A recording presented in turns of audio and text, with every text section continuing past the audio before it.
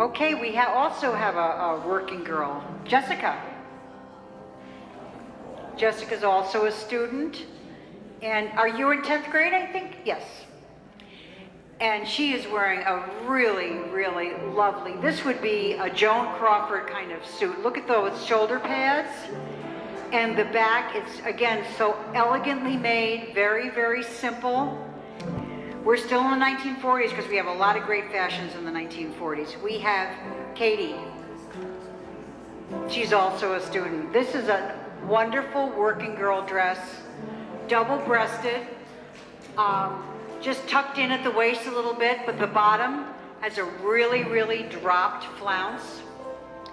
And she's wearing her white glove and pearls and that hat, that gaucho-styled hat.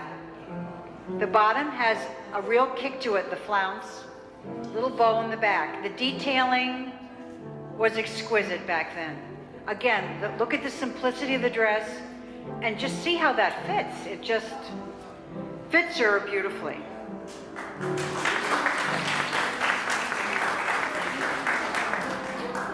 Next we have Gail. She's into the 1950s. She is going to a church social. She's pretty in pink, very pretty in pink, with her gloves and her flowered hat, her own pearl earrings and necklace.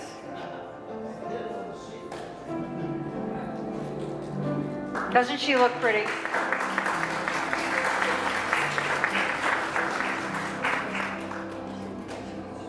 Okay, we have Kevin next. In the fort, yes. Oh. Can he look any more dashing? Oh. You got fans waving from up above, Kevin, I'll tell you.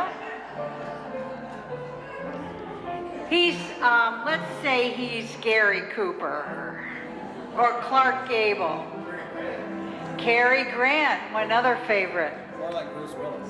More like Bruce Willis.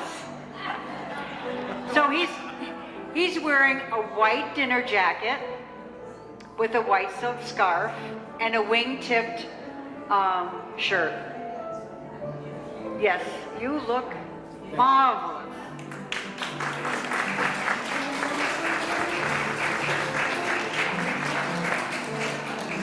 I got to make sure that goes back into the collection. He just might keep that. All right, next we have Sydney's back. Now I'm going to tell you a little story. Our next two models, she is wearing a fraternity jacket. We have a sorority and a fraternity jacket. Yes, she is a girl, but she's wearing the boy's jacket. My friend's parents, I had an estate sale for her. And her father made these two jackets, one for himself and one for his then girlfriend, soon to be wife, in 1938, I think.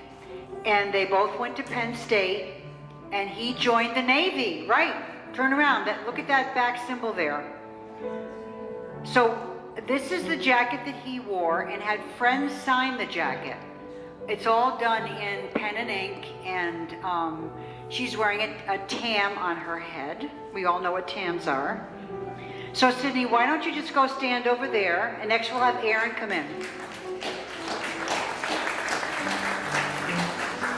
Erin's wearing the sorority jacket that he made for his wife. And yes, the buttons are crooked, but that's the way, that wasn't the collar when I sewed it last night. So you can always unbutton the buttons. But she had friends sign her jacket. And again, it's just amazing.